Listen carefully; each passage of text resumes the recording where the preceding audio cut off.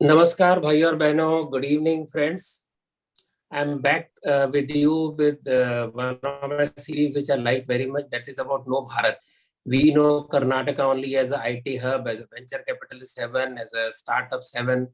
But Karnataka is much more than that. It's one of the most ancient lands, one of the land of great valor, land of history, land of culture. So today we'll speak more about those aspects which people don't know much. To talk about IT, talk about number of units, etc. is pass. So I will not talk about that. So today I have got with me a wonderful panel, beginning with Chhaya Nanjappa ji. She's a great woman entrepreneur who has started a fresh first generation entrepreneur from Kodavas, from a tribal belt. And she has adopted me as her brother. She is Snehamai, so much Sneha that flows for everybody. And she is founder of Nectar Fresh. And Nectar Fresh is a setup for tribal women and village people who make all organic food and various items in the health chain. And as a company from farm for fork, that is the how I can define it. Slowly, she has opened many outlets. She is allied now with Khadi Commission in Karnataka and also nationally. She has is a member of Food Processing Indian Institute of Food Technology, International Institute of Food Processing Technology, and she has won many awards, including one from CNBC as Woman Entrepreneur of 2014. She is a counselor, she is a motivator, she is a resource person and a speaker. Now she has started Naman, which is a step towards Atmanirbhar Bharat, where she will be supporting nearly 2,000 tribal and village artisans with sustainable products in the market for the people. So, and she's of course very proud Hindu. She is a proud Kodavas. She is a national trustee of Vishnu Parishad and also vice president of Laghu Udyog Bharati. I think too much for a first time entrepreneur. Then we have Shreeraj Gudi. Shreeraj Gudi is assistant professor at Manipal Institute of Communications. He has worked after finishing his journalism 5 years in ANI, Inadu TV9 in Delhi as a journalist. Then he is recipient of World University Norway's Erasmus Mobility Award. He has interacted with many people. Now he has started a project, International Folklore Research, in collaboration with Janapada and what is the institute? Deakin Institute University. Yeah. Right? Right. Yes. And last but not least, another proud Kodava, Vicky Nanjappa. I have been reading him since long time, since the day he started maybe as a journalist, which shows my age. And he has done many reports and many interviews which are landmark. And he is an objective journalist whom you cannot really pin down to any ideology or any inclination. That's what I like about him. You can read his reports very happily without trying to color what he says. So that is the beauty of his journalism. He began as a journalist in Kodagu district itself. Then he was in Rediff for many years. Now he's in One India. His preferred field is internal security. He has covered Islamic State in India. And he has also covered Uri and Balakot surgical strikes, 26/11 attacks. And he says his most interesting story and his closest to his heart is his own narco analysis experience, on which he has written also. So we have one who has tried to test his own honesty, I would say. So with this, I start the topic. As I said, there are many things about Karnataka we don't know. For example, is the largest coffee exporter in India. We know Vijayanagar Empire, but I think many Indians have not even visited Hampi. We'll talk about that later. It's a land of Valour, Halibut, and Shravan Belgola. It is land of wonderful architecture, wonderful temples. I remember going to Valour, Halibut when I was feverish with a college trip. We reached in the evening very tired, but as soon as I entered the temple, everything was gone. All the tiredness was gone. It is awe-inspiring. It is too good and too fluid and too, wonderful to even explain unless you go there. And then we have oldest rock formations in Bengaluru with 3,000 million old rock formations. Royal Palace of Mysore, I didn't know, is second most visited place in India after Taj Mahal. Of course, a land of great warriors, Kodavas, and we have General Karyappa, General Thimaiya from the same community. It's a land of classic music, Carnatic music. I am told Pandit Bhimjan Joshi is also from Karnataka. And the first Sanskrit-speaking village, Muttur, is also from Karnataka. It has the largest tiger population. And who can forget Swami Vidyaranya, who was a great social reformer and who inspired Harihara and Bukka to create Vijayanagar Empire. And one thing is very interesting, that only Karnataka Khadi Village Gramodaya Commission is licensed to manufacture the national flag. That is very wonderful thing I came to know. Of course, it's the birthplace of River Kaveri, the biggest, the mightiest river in South. With this introduction, when I didn't talk anything about IT, I'll begin with the first question to all the panelists. When you think of Karnataka, what do you think of? I'll begin with Chhaya ji. See, there are two Kodagus. So as I was worried, I said, I need somebody from the North Kannada, that is Karnataka. That is how Shreeraj ji came into picture. And I searched for him because I needed somebody to represent Karnataka, because North Karnataka has its own history and story. So Chhaya ji, what do you think of Karnataka? When you think of Karnataka, what does come to your mind first? Namaste, Ratanji. Such a pleasure to be with you all. Karnataka, our Karnataka, one word I could sum it up as one state, many words. That's probably how Karnataka can be best defined. This beautiful state proves to be one of the oldest civilizations in the country, and it stands apart from the rest of the states with its enthralling history, rich and varied cultural heritage. In fact, we from Karnataka feel so proud to be born in this blessed state. And with this, I think I summed it up, what it feels to be from Karnataka. You talked about languages. I was surprised to know that Karnataka has the largest number of spoken languages, 13 in all. Yes, yes. I think apart from Kannada language, also Tamil and Telugu is spoken in many areas. So, yeah. So, Vicky, what does come to your mind when you talk of Karnataka? Ratanji, for me, first of all, thank you so much for having me on the show. And for me, there are two things that come to mind. It is the land of Kaveri for me. That is what we worship. One, okay, that is one thing. It's a land of Kaveri. But I will go to this one about diversity. I have a lot of friends who come to meet me from outside.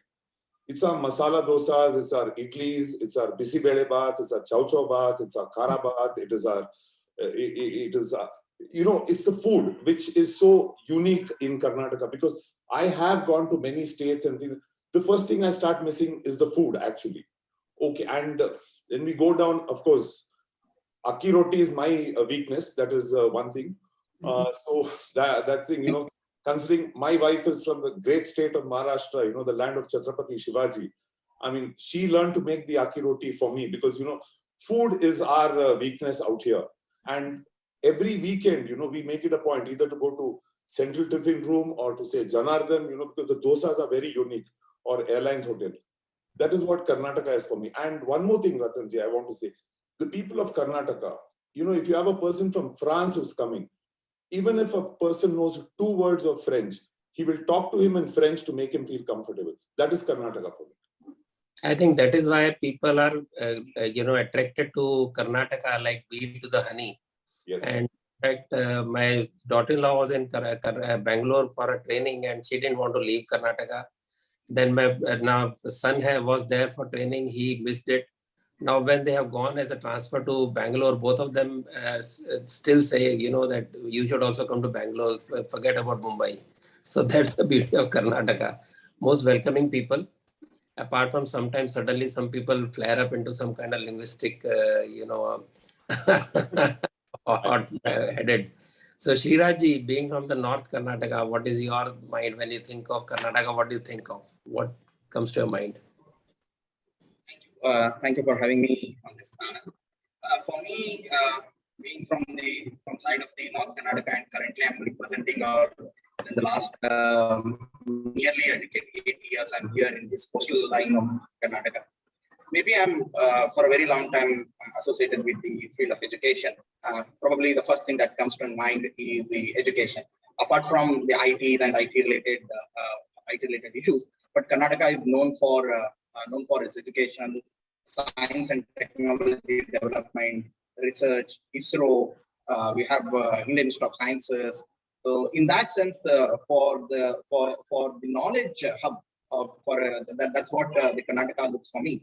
And another thing that I would like to say or add up to this panel, because I'm from the side of the North Karnataka, and that is the land of valour, wherein the first war of independence, probably first victory over the Britishers, was established way before the official, the first war of independence in 1824 itself. So in that sense, the valour and the Shauryas, specifically so that comes to my mind. Being from that side of the Karnataka. Third part is, as Vicky was mentioning about the physical bath and other food and other activities. The people who took these food items to the rest of the countries and rest of the world, that is the area that currently I'm with, the coastal line, the migrants who shifted from here to the Mumbai and then to the Middle East and other countries. They took this very the taste of this land to the rest of the world. And so in that sense, the migrant people also comes to my mind when it comes to the Karnataka part. True. So since I talked about land of valor, I would ask you about Vijayanagar Empire. Shreeraj, what do you think? Because I think Vijayanagar Empire is an empire about which not many people knew. In fact, I was reading that a British officer came to know about Vijayanagar, and he is the one who researched on the entire issue, and in history books it was forgotten chapter. Even today it's not part of our history books. So can you give a little more elaboration on Vijayanagar Empire? Well, probably it is one of the highly ignored part of our history, that we have very less studies about the Vijayanagar Empire. Both academically as well as even in the sense of the tourists and visitors, and probably portraying it as one of our main symbols of the state. So, but otherwise also that there is a good number of visitors to Vijayanagar. But Vijayanagar, for more than Vijayanagar, for me, it looks the Anjanadri, wherein Lord Hanuman, that's the birthplace of Lord Hanuman. And even if you look at today, the place, even in that place, so the entire area looks like, it's not, definitely not, the formations are not the new, like they are very old one. If you consider the birth, Dwapar Yuga, so nearly that the entire formation of the Deccan Plateau was of 8 lakhs, it goes back to the 8 lakhs years. So that much of a old formations that we have in that particular region. Second, very important part is that establishing of it is Vijayanagara story is not about only the creating of one empire. It's more than an empire, because how a collaborative, a guru and a shishya, or maybe if you use in a much more a guru chela relations, if you use it. So in that sense, how a guru can guide his disciples in order to establish Dharma. So that is most important. And what we learn from Vijayanagara is that's what for me, the stories of Krishnadevaraya and the further construction, the styles, and specifically the entire the Krishnadevaraya family, the Telugu family that ruled in this country. But still they nurtured the very roots of this land. And post Vijayanagara, if you look in the post Vijayanagara thing also, that yes, the recording parts is still a major question, as well as the restoration is also one of the major. That's what whenever I visit Hampi, that what pinches me on this one. Right. And Vicky, since you talk of valor of Kannada people, especially of Kodava people, so what else comes to your mind? Because of course I have deliberately not thought about Tipu Sultan, because I ever talk about Tipu Sultan, Kodavas come naturally. So how would you look at that particular period of Karnataka? Sir, see, I'll be very honest with you. I am not very proficient with the very ancient history, but what comes to my mind and very closest. There was one incident which I want to narrate. I had gone to the RTO office in Madikeri, and there was a small thing, and we realized that the RTO office was actually the house of General Timaya, actually. So we wanted to start a campaign out there saying that, the home of such a great warrior, soldier of the country, I mean, cannot be housed in an RTO office, I mean, which we consider to be one of the most corrupt places. So for me, valor, we say that the land of the generals, General Karyappa, General Timaya and all that, we've actually grown up listening to their stories. And I have been to General Karyappa's funeral, the first commander-in-chief. And when, Nehru said, why don't you ask for reservation in exchange of this one? And when he says, let the Kodavas fight for themselves. So, stories of valor are there for me because that is, part of my childhood. That's what I remember in part of history. And then, even when I talk to his son or his daughter, it's, you feel so proud. And there's one more thing I wanted to share. Field Marshal General Karyappa got the Field Marshal post very late, actually. Once Field Marshal Manik Shah had come down, he said, in one speech, he had said, you may have your first commander-in-chief from here, but you still don't have a field marshal, and he only laughed it off, so that was the greatness of this man. And I feel that while we have a lot documented about Field Marshal General Karyappa, we don't have too much on General Timaya, actually. That's probably to do with the fact that the family is not around. So for me, valor comes from there, actually. The pride of being a Kodava comes from the fact that, you're from the land of Field Marshal. When I go to Lucknow, I see a statue of his. I go to Delhi, there is an enclave. It just makes you cry. I mean, actually in Lucknow, I started crying when I saw that Field Marshal enclave. That is what story of valor for me from Karnataka is, actually. Wonderful. Chayaji, since I met you in your own home in that place itself, your home place, your belt of your village.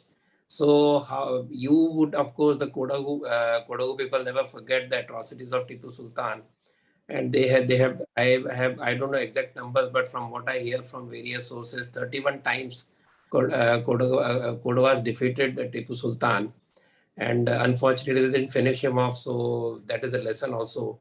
But as a woman of that place, I would also like to know, want to know from you how you can describe the status of women in that area, because then it's very important. We keep on hearing about our Hindu society and women, etc. So definitely, being an old ancient society, what is the place of women in Karnataka and also specifically in your own Kodava belt?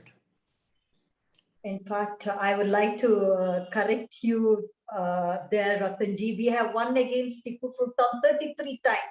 Okay. And Wonderful. we are so proud of it. We are so proud of it.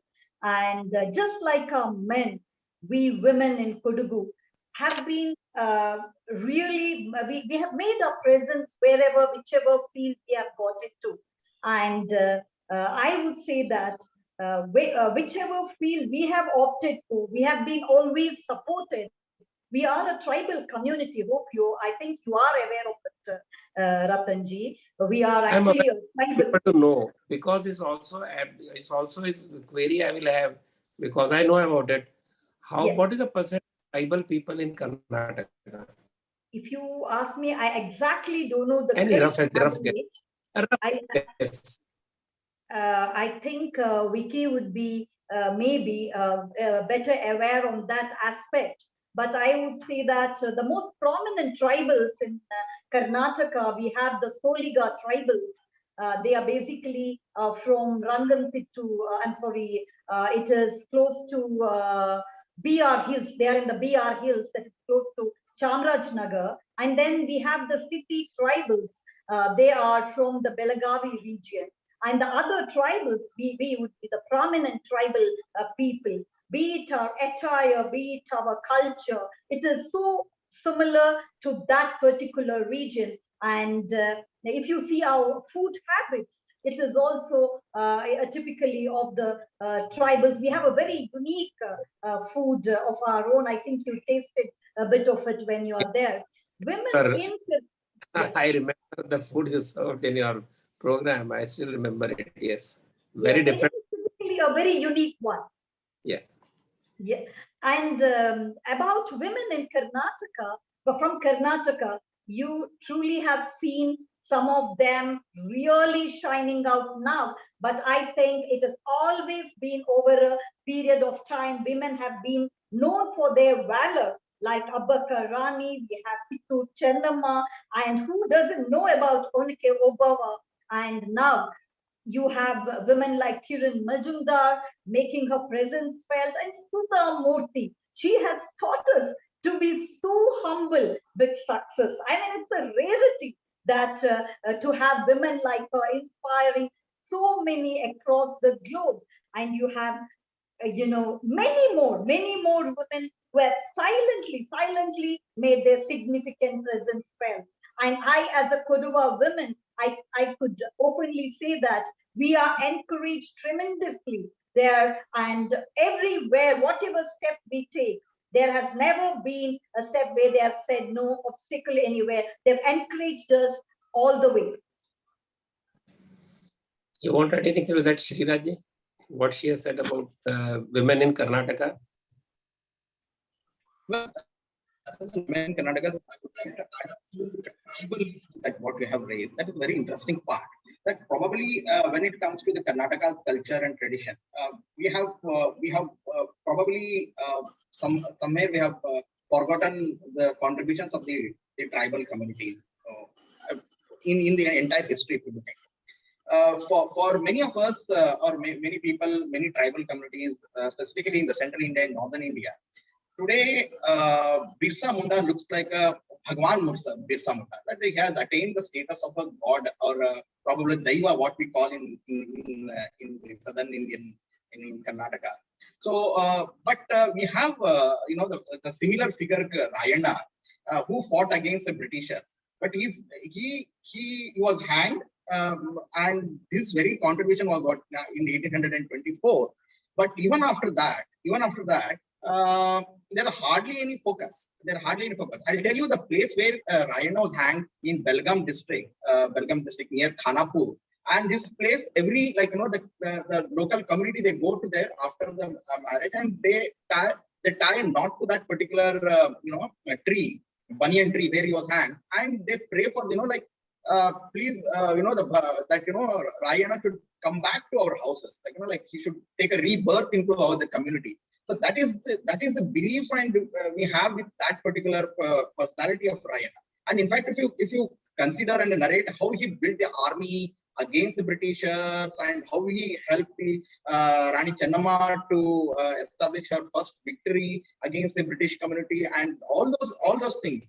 So in that sense, probably we have missed one of our major contributions with respect to the tribal, secondly, the Marathi community, what we have. In the entire, if you look at the Sahyadri belt, the southern Sahyadri belt, in the southern Sahyadri belt, starting from Belgaum to or till the Coorg, we have the central Karnataka that passing through Chikmagalur, Shimoga, and this Malnad region, the entire Malnad region. You will find a lot of the Soliga community. We have one of the fantastic communities that, and we have Malaykudiyas, another interesting, though they were misguided for a great extent, but they have made a very fantastic comeback into the community nowadays. And we have Siddhi communities, very interesting community, another, like who were brought from the Africa to work here for the landlords, and subsequently they were left here. And today they have if you look at the integration part of any of the over a period of time, and Siddhis have made a fantastic integration into the Indian communities, and they are no less, but we have not used them to the greatest of the extent. So those are the things that the things that probably the Karnataka still has to look into with respect to their contribution and subsequently their part into this the development of this particular land. As far as the women's contribution is concerned, Chhaya has mentioned the names from starting from Chennamma to Sudhamurthy. So she has covered probably almost all the issues with respect to that. And but I would like to add one additional thing, that I currently living in the coastal part of the Karnataka, the coastal culture is such that here the women are more encouraged in the family. Like probably there are many houses, especially with respect, I would like to talk about the Bunts community, wherein there is a culture called Aliyakattu. Like, it is not, the family, family is the women oriented, the mother oriented family. So the property that passes through to the daughter. In fact, Bunts is one community wherein they cry if there is no, the female child in that family. So that's a very interesting point that I would like to add. It is not only the male-dominated society that what we talk about elsewhere in the world. But when you say Bunts, you talk about Shetties, which people know more about Shetties than Bunts. Yes. Yes. Rice, Yeah. That's all. Great. So, in fact, it is very interesting. Siddhis also landed in Gujarat. They also have a community there in Gujarat. They are Siddhis, and they still look very much like Africans, and they have adopted, of course, Gujarati, etc. But they still carry some of the dance forms, etc. Vicky, what about when I talk about culture? So, what would you like to add about? Do you have any? How much you could talk about the temples that Karnataka has? Some of the most beautiful temples. For me, I mean, I'll be very biased. For me, I would not call that a temple. It's actually heaven. It's the Talakaveri temple for me. That is the biggest one, and the Chamundi Hills. I mean, these are the two most important temples for. But why? I mean, without sir sounding biased or something, why I would say Talakaveri, Bhagamandla are two great temples, because everything, right from birth to marriage to death, everything is associated there. All the rituals take place there. And of course, we just go down up to Talakaveri, and then, it just transforms you, actually. I mean, whoever's watching this program, if I have to tell them that if you've not visited Talakaveri, you please do visit. But then, yes, I would also say, I sometimes feel very concerned, when I see people coming there in their Bermudas and shorts, and, that's not respecting, I mean, not my culture, it's not respecting Hindu culture, I would say. It's a different place. You have to go through that process, that dip in Bhagamandla, and then, the drive up to Talakaveri and watch. And you actually tend to walk into the clouds. It's that beautiful. For me, I would see that, that is the most important temple for me. And of course, Chamundi Hills, I absolutely just love that also. The kind of structures and, the kind of carvings and, those kind of, like, Belur, Halabid and, Hampi, all these places. But my sincere request, if you've not been to Talakaveri, then you've not been to, you're actually missing something. It transforms me. So that's what I, relate to.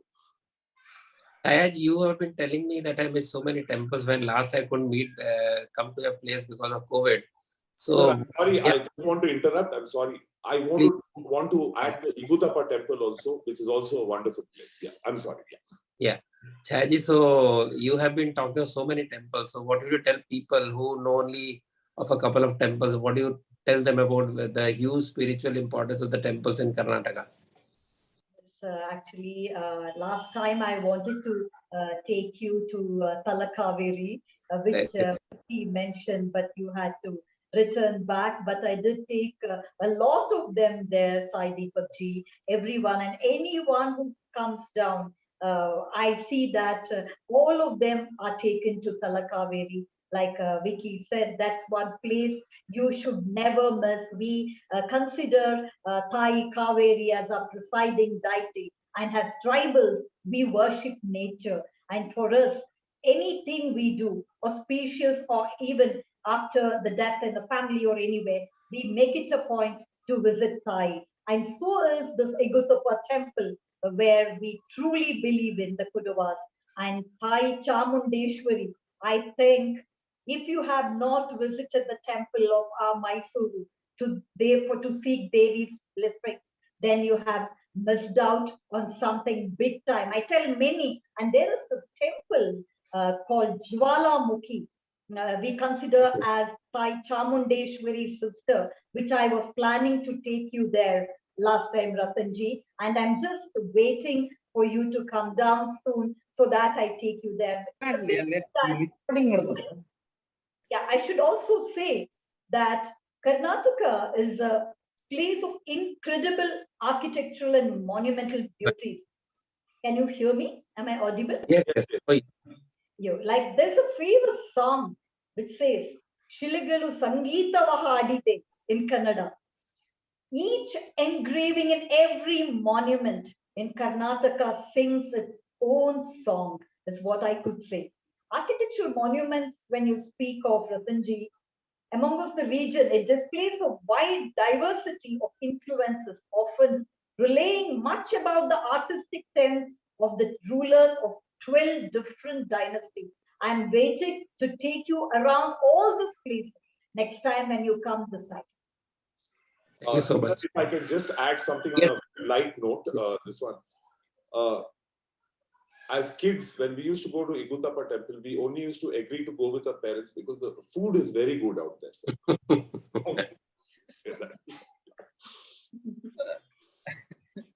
And I think Okay, so I'll come to now very different aspect. Dharmasthala, like Dharmasthala, even the food in Dharmasthala is also very good. That's another great temple, sir, Dharmasthala. And then we have Shrishti Subramanya also. These are all very good temples. I thought you were security expert. It seems you're food expert also. Yes.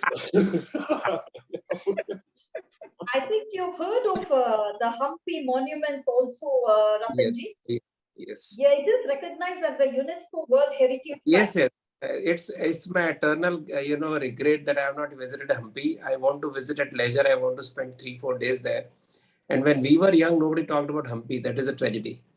And so we visited some temples we knew about, but then we visited some places we knew about. But surprisingly, this was a kind of neglected, huge. I would say one of the best heritage, just like Ajanta Ellora, one of the best heritage sites, which we have not even maintained so well. And of course, Europeans go much more than Indians go there. And Indians treat it as a picnic spot. It's not a picnic spot. It's more of a historic monument than anything else. It reminds us of so many things. It took months together for the invaders, the Muslim Nawabs to break it down. Just imagine, still so much survives. Now coming to modern times, this will be a little contentious. I saw that despite being such a big success in IT, in industry, and manufacturing, etc., GDP, Karnataka is number 6 in GDP, and per capita GDP is number 8. And in terms of Human Development Index, very surprising, it is 19th. And despite having iconic ISC, having great people like Vishweswaraya, C.V. Ramanji, and whatnot. I mean, the best possible, the biggest bankers come from Manipal. Shettis are one of the biggest, richest people and they spend education all over India. If you come to Mumbai, you find Shettis having so many schools and colleges. Then what is it that keeps Karnataka still down in the numbers? Though it is most progressive, most beautiful, most well-connected, every kind of way, because I have traveled Karnataka in many areas. So what is it that holds Karnataka back? I will start from Vicky. So the thing, I mean, you rightly pointed out, the thing is, what happens is, if you look at it as an entirety, as a state, there's a complete mismatch between, one part of Karnataka and the other part of Karnataka. You can actually see, day and night difference. That is one thing. And that is why I said, there's much more which needs to be done on the North Karnataka front, actually, if you want that balance. Because it's totally, sir, I have seen, there was that battle, to have one bench of the High Court out there. And I know there was, my friend, one lawyer called B.D. Hiramat, the amount he had to fight for it, actually. People traveling 400, 500 kilometers, coming down to Bangalore for litigation and then staying here. And litigation is not cheap also. It took him almost 30, 40 years to get on bench out there. And then we realized, some of the lawyers only from North Karnataka who were objecting to it. So I see that, complete divide. That basically, if you come to south of Karnataka, that's, Bangalore, Mysore, it's a different country. And then you go down, towards, Bidar, Belgaum and all that, that's totally different. So I think there is a complete imbalance, and I think they should stop being so biased towards, this side of Karnataka, which I would call Bangalore, Ramnagar, Maddur, and then, Mandya up to Mysore then. And then again it drops there, near Hunsur, one thing. But there has to be a lot of emphasis which has to be given to the other part of the state, which has contributed so richly into your culture, fought so many valor. So when they come here, you hear them, they said, Idu Madi Kodi, Adu Madi Kodi, this kind, it's totally different. So I think if that imbalance is corrected and the real potential of North Karnataka is actually tapped, then I don't think these numbers would be so low. So we have a person from North Karnataka. Shreeraj ji, what do you say? Definitely, if I pick from what Vicky has mentioned about, because I myself have seen as a school kid, the agitation for the demand for the establishment of the circuit bench, or maybe it was first it was a bench itself, but then circuit bench, and now the permanent bench that's been allocated to that. And subsequently, there was a long-term demand for establishing of the IITs. So probably these now, though there is a big fight for the aims as well. Now they want aims like hospital there in that particular region.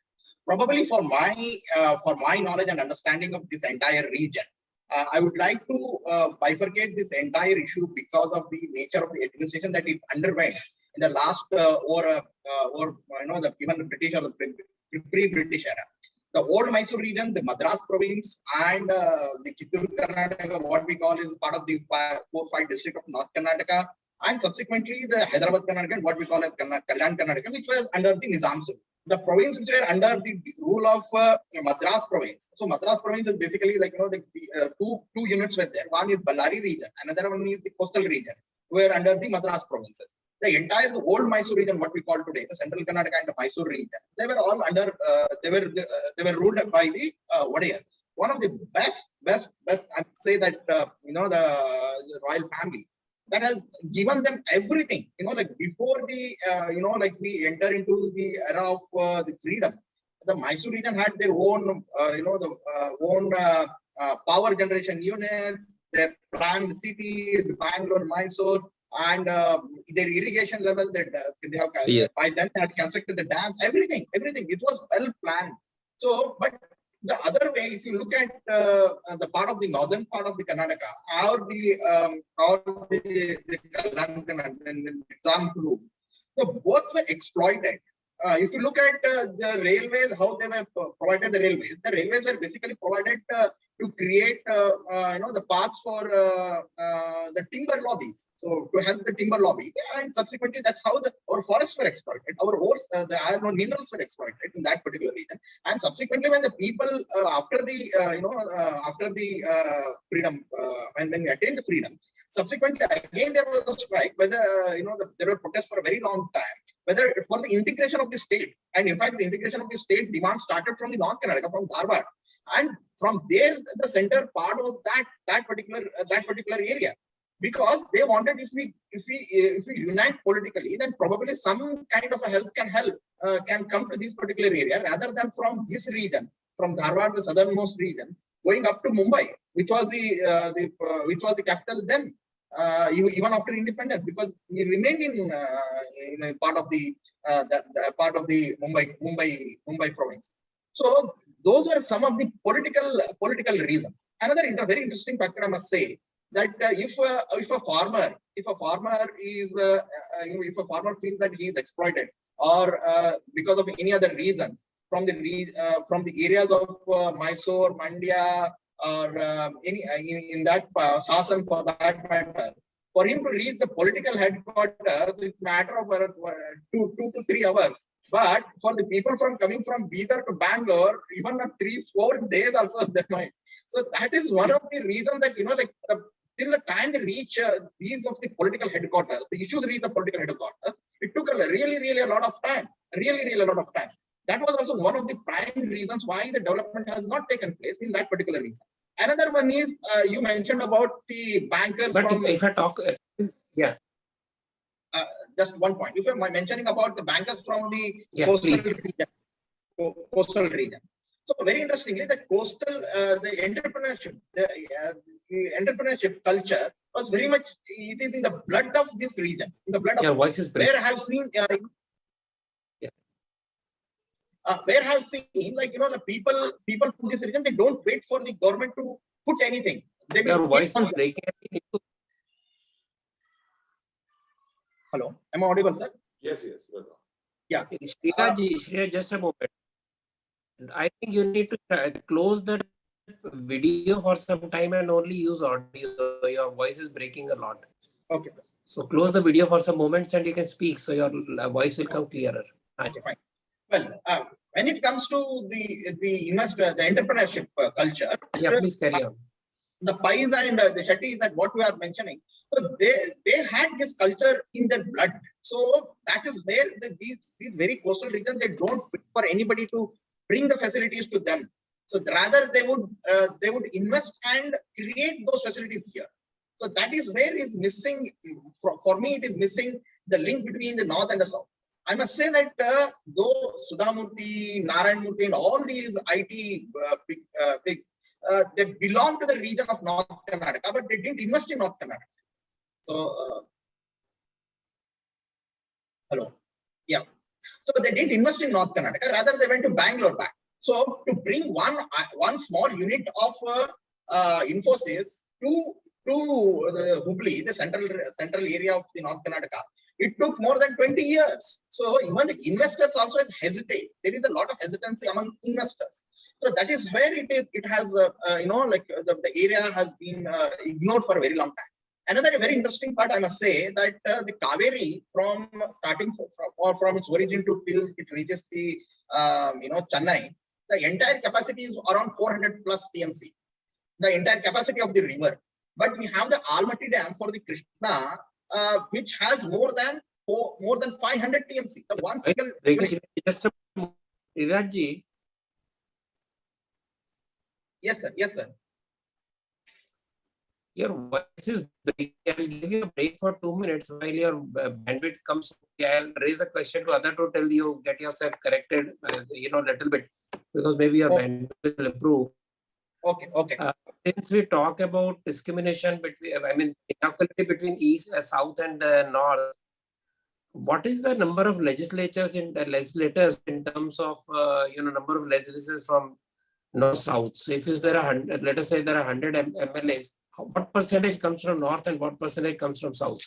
Vicky, maybe you will be able to tell that much easily. Not very sure of that figure, sir, but there is a considerable amount of this one representation from North Karnataka, because you know what, a very dominant part of the politicians come from there.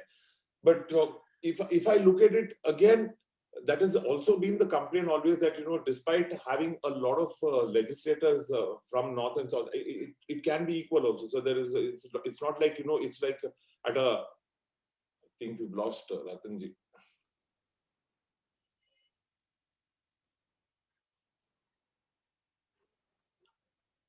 So you're mute. I was asking you, what is the ratio of MLAs between north and the south? Because ultimately it is a question of public policy, right?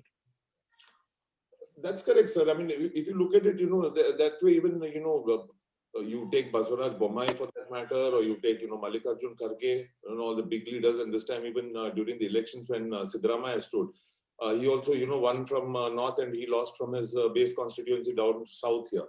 So in that terms, I wouldn't say that there's some great discrimination also. And also one more thing, sir, the thing is, there's also a special session which is held in Belgaum every year, Belgavi, which we call. And in that terms, again, now that is to do more with the border dispute, that is one thing. It's not really translated into, development into the state.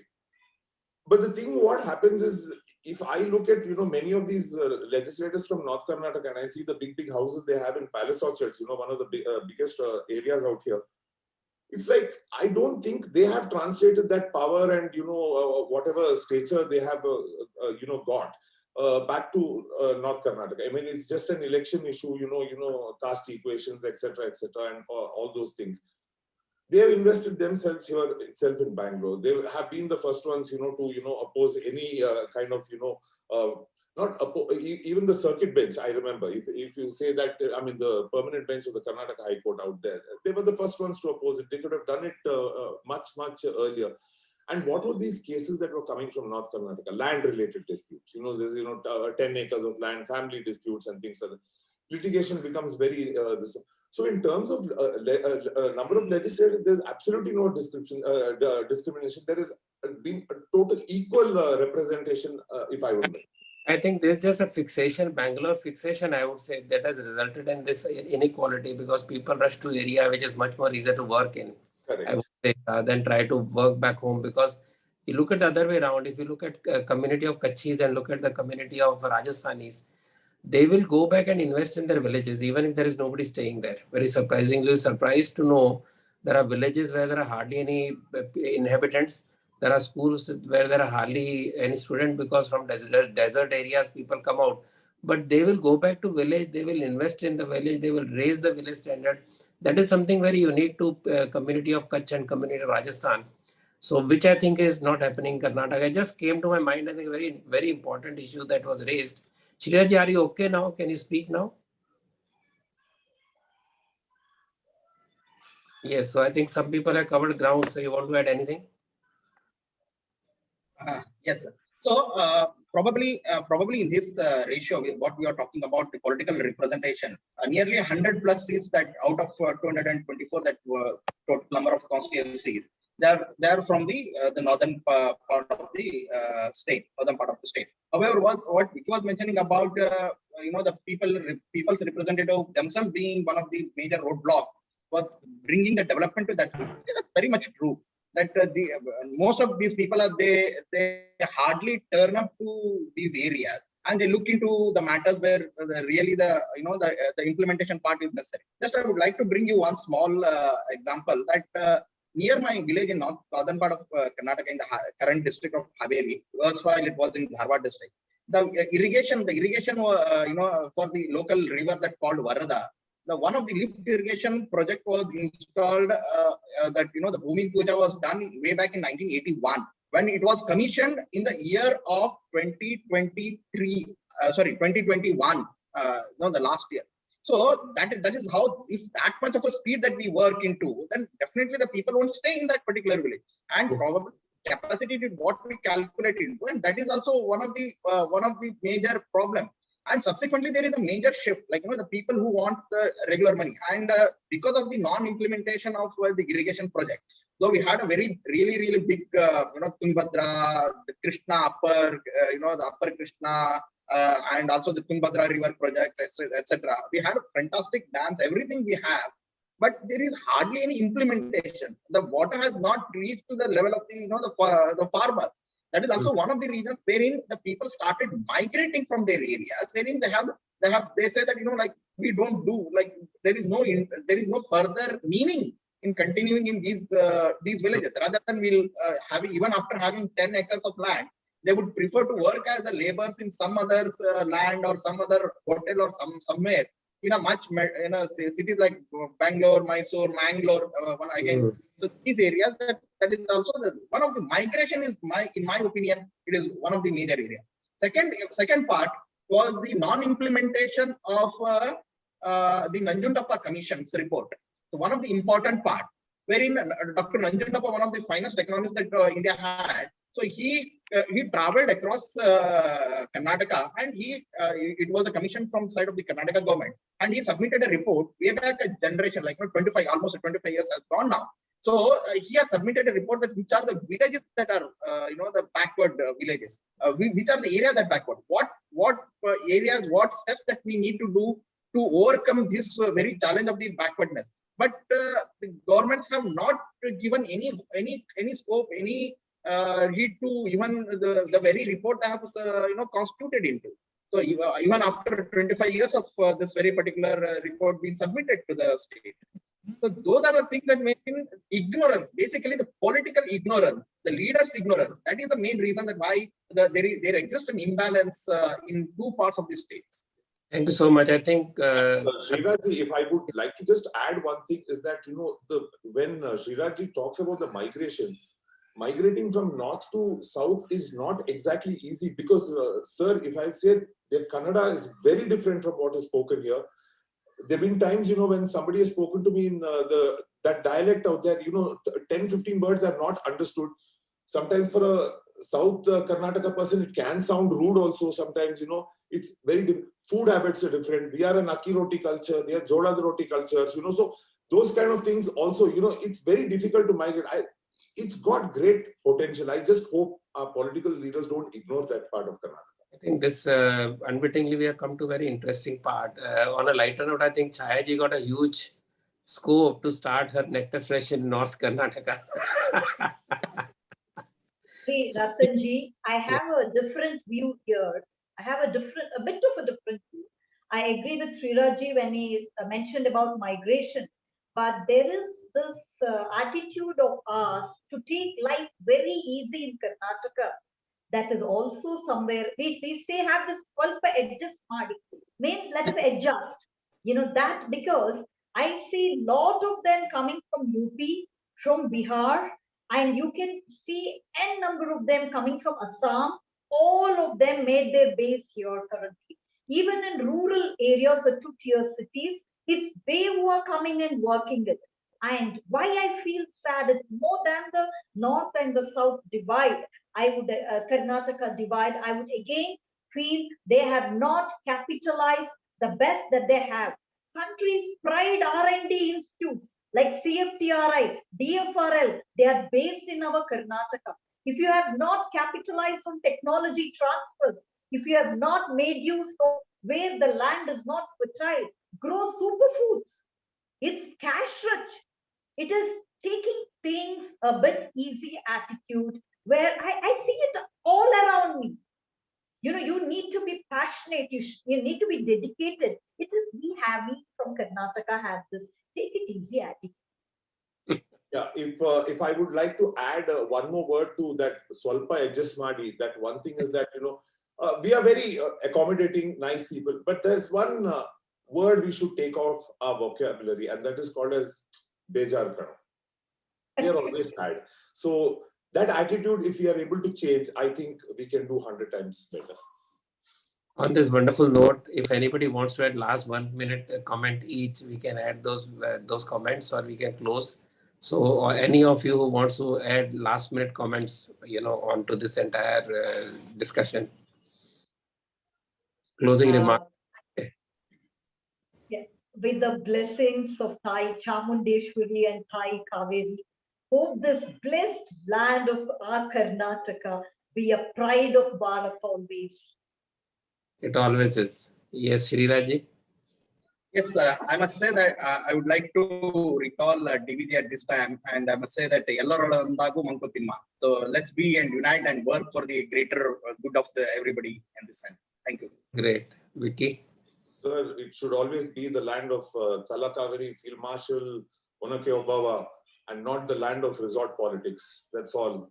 That's all I would like to say. Just said so many things, just a few words. Thank you so much. Thank you. So with this, I close the discussion, and thank you all of you, Chhaya ji, Vicky, Shreeraj ji, for taking time out and educating people on what Karnataka really is beyond IT and venture funds. Thank you so much. Thank you.